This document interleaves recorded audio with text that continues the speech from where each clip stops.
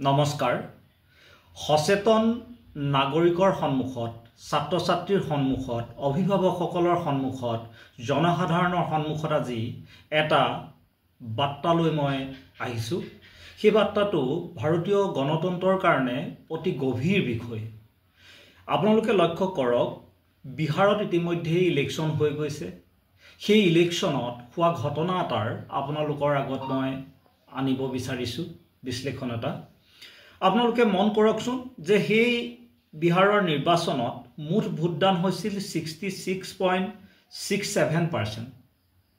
মই সেই কথাটো ইলেকশ্যন কমিশনাৰ যিবোৰ ৰিপৰ্ট দিছে তাত তেওঁলোকে উল্লেখ কৰিছে ইয়াৰ মেছেজত এই ভিডিঅ'ৰ তলত লিংক মই তাৰ লিংকবিলাক আমি দিম আপোনালোকে চাব পাৰিব তাত ভোটৰ হাৰ দিছিল 66.67%।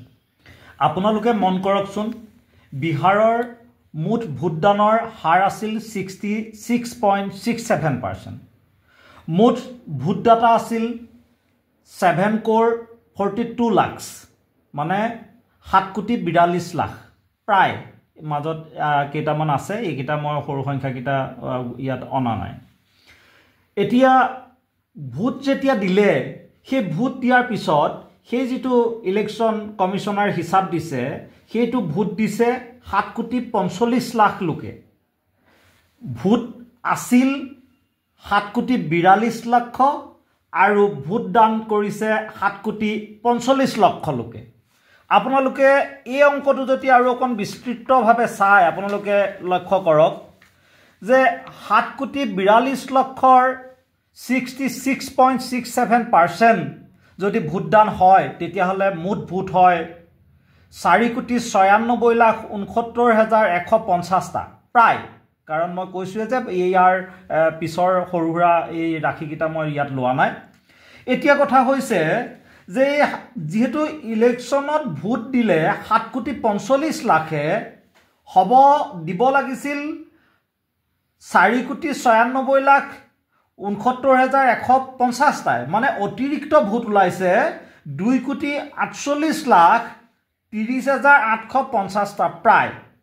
এই যে অতিৰিক্ত ভোটটো ওলাইছে এইটো আচলতে ক'ৰ পৰা ওলালে এই কথাটো নিৰ্বাচন আয়োগে কি বুলি জনসাধাৰণক ক'ব। এই নিৰ্বাচনটো ইভিএমৰ যোগেদি অনুষ্ঠিত কৰিছিল। এতিয়া মেচিনে অনুষ্ঠিত কৰোঁতে এইবোৰ যদি অংক ওলায় আচলতে ইভিএম প্ৰয়োজন আছেনে নাই আপোনালোকে লক্ষ্য কৰক। আৰু এটা কথা ইভিএমৰ ভোটটো আচলতে এক্সপাৰ্ট নহ'লে শুদ্ধ হৈছে নে ভুল হৈছে চাব নোৱাৰি কিন্তু যদি বেলট পেপাৰৰ ভোট থাকিলহেঁতেন শুদ্ধই হৈছে নে ভুল হৈছে দুয়োটাজনেই চাব পাৰিলহেঁতেন।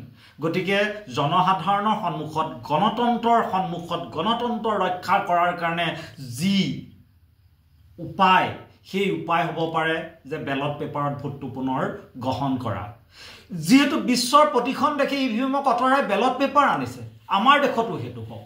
আৰু লগালগ এই কথাটো আপোনালোকে চাওক যে এই আমাৰ সচেতন যি ৰাইজে এই অংকটো চোৱাৰ পিছত নিৰ্বাচন আচলতে আয়োগে দেশখনৰ কোনটো অৱস্থালৈ ভাৰতীয় গণতন্ত্ৰটো নিছে এই কথাটো এক গভীৰ হৈছে আৰু এই গভীৰতাটো উপলব্ধি কৰি সকলোৱে আচলতে মুখবিলাক খোলক কাৰণ ইয়াৰ পিছতো আপোনালোকে মুখ বন্ধ কৰিবলৈ কি আছে যে ওপৰেঞ্চি এই 2,48,00,000 ভোট আহিব পাৰে। কেনেকুৱা এইটো কথা এটা নিৰ্বাচনত এনেকুৱা ধৰণৰ বিসংগতি হ'ব পাৰেনে ই গণতন্ত্ৰ ৰক্ষা কৰিব পাৰেনে এনেকুৱা ঘটনাই গণতন্ত্ৰ ৰক্ষা কৰাৰ কাৰণে যদি আপোনালোকে আজি ওলাই নাহে মাত নামাতে অনাগত সময় কিন্তু গণতন্ত্ৰ বিচাৰি আপোনাৰ অধিকাৰ বিচাৰি একো লাভ নহ'ব। আহক গণতন্ত্ৰ ৰক্ষা কৰোঁ সকলোৱে এই নিৰ্বাচনটোত যি বেমেজালি হৈছে তাৰ হিচাপ আমি দেশৰ নিৰ্বাচন আয়োগক বিচাৰোঁ আৰু দেশখনক এক সুস্থ পথত নিয়াৰ কাৰণে জন আন্দোলন গঢ়ি তোলোঁ। ধন্যবাদ।